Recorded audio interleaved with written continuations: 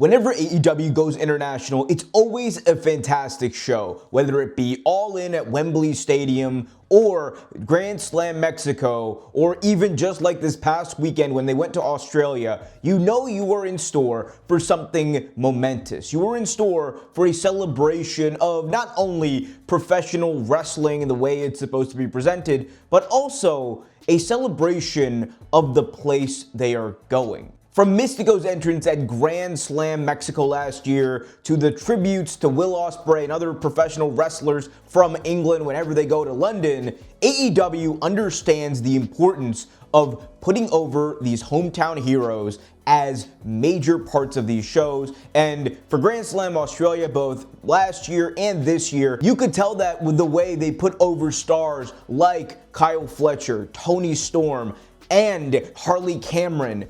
For them, they understand the importance that these stars have at not only moving tickets for these shows, but also telling a story that is bigger than one company, but telling the story of professional wrestling in that local area. It is an art that is lost, but I genuinely feel like every time AEW does a major show in a historic place or a place overseas, it feels like a cultural celebration of that place's wrestling. And this year's Grand Slam was no different. And in my view, I thought this year's Grand Slam did a fantastic job of filling the time between World's End and Revolution, a time for AEW that has always felt weird. They don't really have any pay-per-views in January or February. That leaves 2.5 months of just dead airtime as far as major shows. So in place of that, they've decided to do what seems to be a yearly show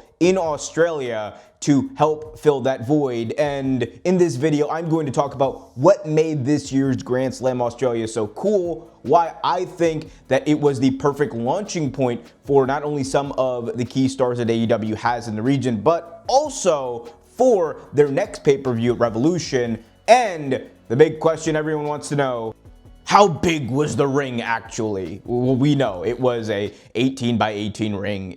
It's okay, chat. Don't crash out. It's okay. It wasn't that tiny. All that and much more coming up right here in this video. I'm Big Om for Real Take Wrestling. Be sure to smash that thumbs up, subscribe, and hit that notification bell so you get notified whenever a new video is released. Let's dive right in. Grand Slam Australia took place live from the Coons Arena in Sydney, Australia. It was a jam-packed show of matches that featured stars like Toni Storm, Kyle Fletcher, Harley Cameron, and the AEW World Champion MJF defending his belt against Brody King in what has become one of the most talked about feuds in all of professional wrestling recently due to the fuck ice chants that have been permeating throughout arenas all across the world lately. And Australia was no different. We heard those chants, and as someone who believes that fascism can suck a whole bag of donkey dicks, I agree. Fuck ice. But going back to the feud, the thing to remember here is that they built this up as Brody King being an unstoppable force. They built this up as Brody King being a monster that MJF was scared of, that squashed them in just a couple of minutes a few weeks ago on Dynamite in order to earn this championship spot. So for them to go out there and have the match they did, and for MJF to look strong in this victory, to feel like, yes, he was still doing those heel antics, but he felt like he could hang.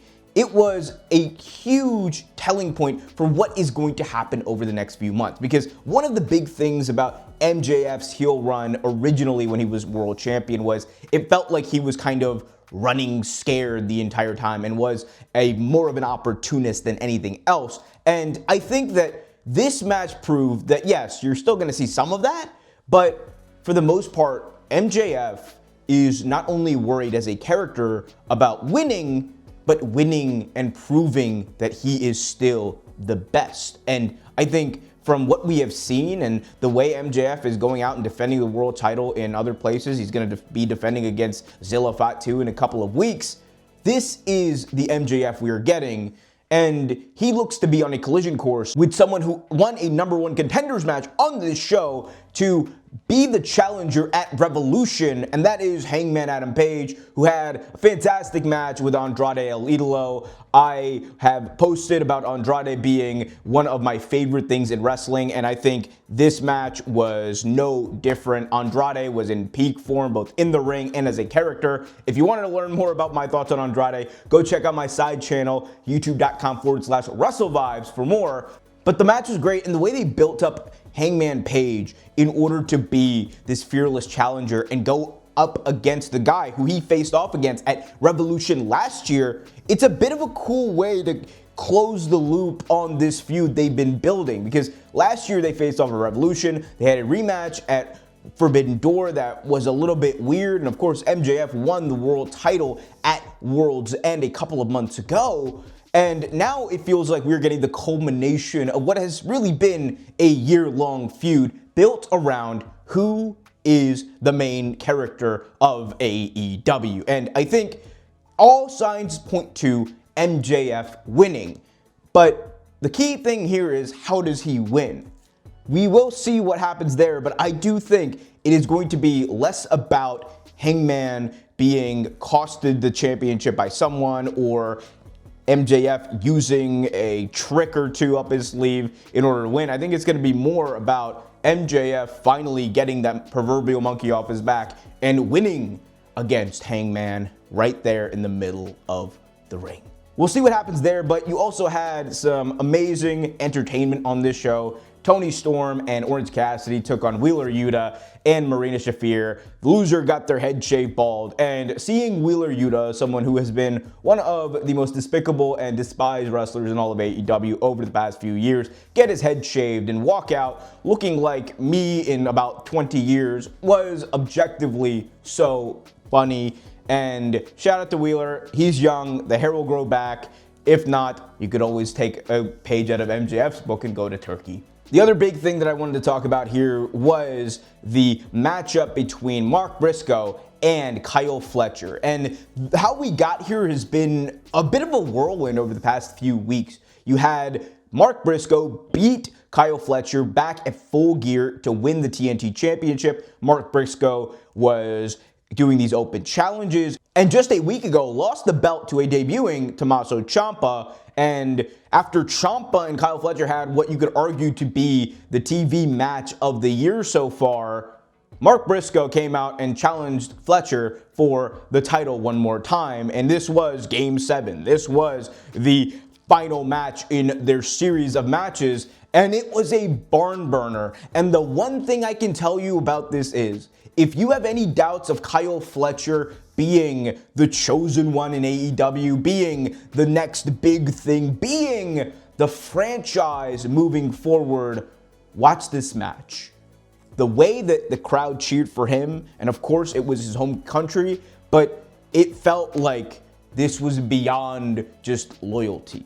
It felt like this dude is at another level, and it's a glimpse at what can happen once and eventually when they turn him babyface. I think Kyle Fletcher has every single tool you could want in order to be a fantastic all-around professional wrestler and a future star of the company as the face of it. I think he's looking great in these suits. He's looking great in these interviews. He's sounding great in these interviews. He's got it put together in the ring. Total package-wise, Fletcher has everything you'd want. He is that prototype, for lack of a better term, and the showing in Australia, I think, is a glimpse into that future. And overall, my thoughts on this show are, was this the best Grand Slam we had seen? Probably not. Grand Slam Mexico still holds a very close place in my heart. It was certainly more of a celebration of the cathedral of professional wrestling that is Arena Mexico, but this one was special. It had enough of an entertainment flair and great matches that AEW is known for in order to be a worthwhile watch on a Saturday and Valentine's Day for most people in the US. And despite what many people may think about ratings or whatever, I actually think that the quality of this show was amongst the best of the year as far as professional wrestling television goes. You got a pay-per-view, maybe a B-level pay-per-view, but a pay-per-view nonetheless, that hit, that was on for free, that you can go watch on HBO Max, And in my opinion, what more could you ask for as a wrestling fan in 2026 when you are getting price gouged to all hell, from ticket prices to the price of all these apps? So overall, I love the show. I enjoyed it. Solid 8 out of 10 overall. But I want to hear from you guys, though. What do you guys think about AEW Grand Slam Australia 2026? Did you think it was great? Are you going to give it a grade down under? That was a bad joke. Sorry to all my Australian peeps. My bad. Let me know in the comment section, though, what you guys thought of the show. Until next time, I'm Big Om for Real Take Wrestling. Be sure to smash that thumbs up, subscribe, and hit that notification bell. Be happy, be healthy, and as always, keep it real.